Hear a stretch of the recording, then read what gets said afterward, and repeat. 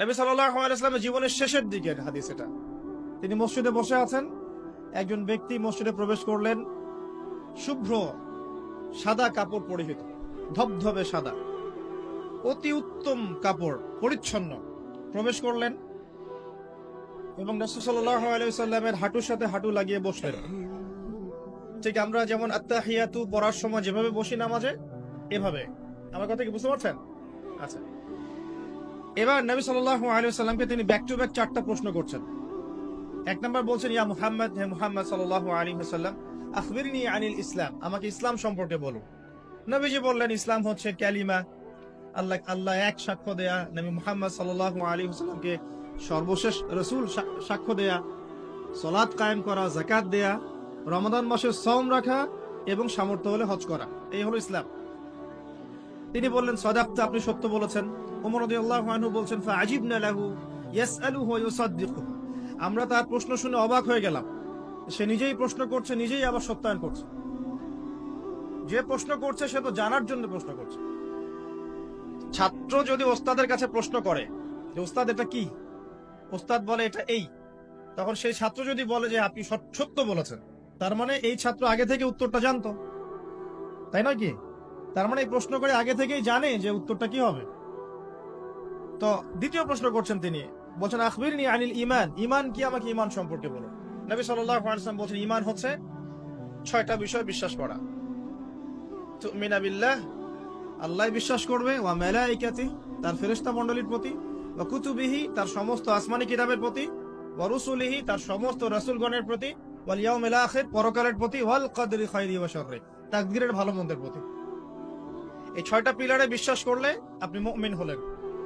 প্রশ্নকারী বলছে, সাদাকতা, আপনি সত্য বলেছেন।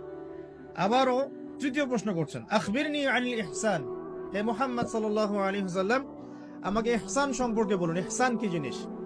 নবী সাল্লাল্লাহু আলাইহি ওয়াসাল্লাম বলেছেন, ইহসান হচ্ছে আনতা আবুদাল্লাহা কাআন্নাকা তারাহ, তুমি এমন ভাবে আল্লাহর ইবাদত করবে যেন তুমি আল্লাহকে দেখতে পাচ্ছ।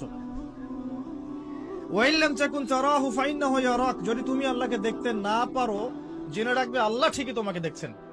এই আল্লাহ কনসিয়াসনেসের নাম হচ্ছে ইহসান। কি নাম? ইহসান। ইসলামের ভিত্তি পেলাম 5টা, ঈমানের কয়টা পেলাম? 6টা। আর ইহসানের ব্যাখ্যা কি পেলাম? আল্লাহ কনসিয়াসনেস, মানে আল্লাহকে হাজির নাজির জেনে ইবাদত করা।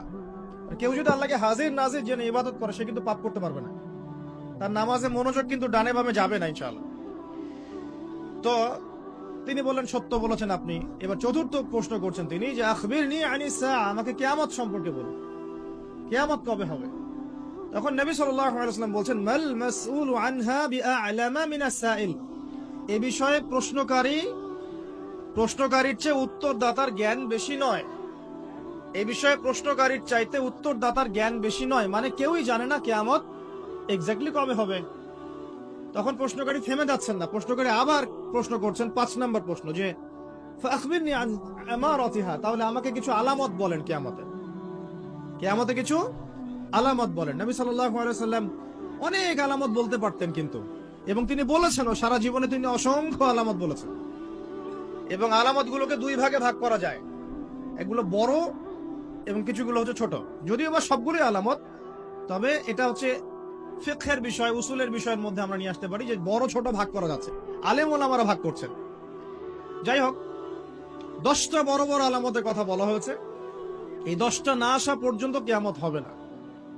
মাসিহুদ দাজ্জালের আগমন, নবী ঈসা ইবনে মারইয়ামের আগমন, ইয়াজুজ আর মাজুজ, দাব্বাতুল আরদ, জমিন থেকে প্রাণী বের হবে, ইয়েমেনের আগুন, 3টা বড় বড় ভূমিকম্প, পশ্চিম দিক থেকে সূর্যোদয়, এরকম 10টা আলামত বলা হয়েছে। এগুলো না হওয়া পর্যন্ত কিয়ামত হবে না।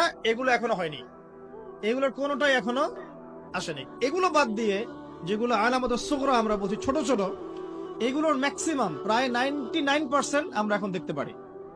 তবে দেখার জন্য চোখ লাগবে, আর চোখ বলতে শুধু বাইরের চোখকে বোঝাচ্ছি না, হৃদয়ের কলবে কি লাগবে?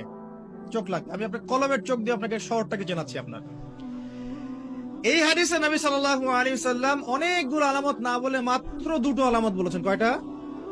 মাত্র 2টো। আমি বলছি জীবনের শেষের দিকের হাদিস, শেষ সময় তো আমরা বেশি নসিহত করতে যাবো, তাই না? মনে করেন আপনার পিতা মৃত্যু শয্যায়, আল্লাহ না করুক, এখন তিনি আপনাকে ওসিয়ত করছেন যে বাবা এইটা করবা না, মায়ের যত্ন নিও, বোনদের যত্ন নিও, ইত্যাদি ইত্যাদি। তখন তার ওসিয়ত গুলোকে আপনি কত গুরুত্বের সাথে গ্রহণ করবেন, এবং সেই সময় যত ইম্পর্টেন্ট কথা থাকবে সেগুলোই তো মানুষ বলবে, তাই নয় কি? সবচেয়ে ইম্পর্টেন্ট কথাগুলোই মানুষ বলবে। তো নবী সাল্লাল্লাহু আলাইহি ওয়াসাল্লাম এদিকে এসে মাত্র দুটো সাইনের কথা বলছেন। তার মধ্যে একটা হচ্ছে, ভালো করে শোনেন, তার মধ্যে একটা হচ্ছে আনতালিদাল আমাতু রাব্বাতুহা। যখন তুমি দেখবে, প্রশ্নকারীকে বলছে, যখন তুমি দেখবে যে দাসী তার মনিবকে জন্ম দিচ্ছে, দাসী তার মনিবকে জন্ম দিচ্ছে, মানে দাসী কিভাবে মনিবকে জন্ম দিতে পারে? দাসী কি মনিবকে জন্ম দিতে পারে? উত্তর, এখানে তিনটা ব্যাখ্যা হতে পারে। কয়টা ব্যাখ্যা? তিনটা। এছাড়াও আরো ব্যাখ্যা হতে পারে, হয়তো আল্লাহ পাক সেটা আমাদের জেহেনে হয়তো এখনো দেন নাই, হয়তো এমন কেউ আসবে পরবর্তী জেনারেশন, তারা হয়তো আরো ব্যাখ্যা করতে পারবে। তবে তিনটা ব্যাখ্যা এখন পাওয়া যায়। এক নাম্বার, দাসী তার মনিবকে জন্ম দিবে অর্থ হচ্ছে পিতা মাতার সাথে দাস দাসীর মতো আচরণ করা হবে, এবং এটাও কিন্তু কিয়ামতের আগের একটা বড় নিদর্শন যে পিতা মাতার সাথে দাস দাসীর মতো আচরণ করা হবে, এবং যেটা এখন হচ্ছে। আমরা দেখছি পিতা মাতার অধিকার তারা পাচ্ছে না, সন্তানদের হাতে নির্যাতনের শিকার হচ্ছে, বৃদ্ধাশ্রমে থাকতে হচ্ছে। সারা জীবন যে সন্তানকে বড় করলো, আজকে সেই সন্তান তার ওই যে কাফনের টাকা পর্যন্ত দিতে যাচ্ছে না, মারা গেছে লাশটা পর্যন্ত নিতে আসে না, এমন হচ্ছে না?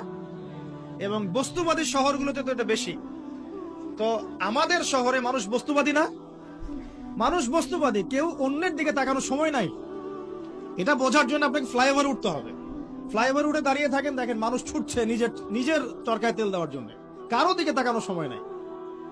এই সকাল থেকে শুরু হয়, রাত একদম 3টা-4টা পর্যন্ত এটা চলছে, সারাদিন 24/7। উদ্দেশ্য কি? দুনিয়া। অল্প কিছু মানুষের বাইরে আছে যাদের উদ্দেশ্য আখেরাত, বেশিরভাগের উদ্দেশ্য কি? দুনিয়া। বাড়ি, গাড়ি, টাকা, জমি জমা, স্ট্যাটাস, দ্যাটস অল। মানে মানুষের এই কনসেপ্টটাকে বলা হয় মেটেরিয়ালিজম। কি বলে? মেটেরিয়ালিজম মানে বস্তুবাদিতা। কি বলে? কথা বলেন। বস্তুবাদিতা। এই বস্তুবাদী সভ্যতা কারা ছিল? ওই যে পশ্চিমারা, ইউরোপিয়ান সিভিলাইজেশন, এরা সবাইকে বস্তুবাদিতা শিখিয়েছে। মুমিনের চিন্তা থাকে পরকাল কেন্দ্রিক, যে কাজে পরকালের স্বার্থ আছে আমি সেই কাজ করব, যেই কাজে পরকালের স্বার্থ নাই আমি করব না। এটা মুমিনের চিন্তা। আর কাফের মুশরিক বেদিন ফাসেক মুনাফিকদের চিন্তা হচ্ছে যেখানে দুনিয়ার স্বার্থ ওখানে থাকবো, দুনিয়ার স্বার্থ নাই থাকবো না। এই যে দুনিয়ার স্বার্থে মানুষের সারাটা জীবন ক্ষয় করে দেয়া, এর নাম বস্তুবাদিতা।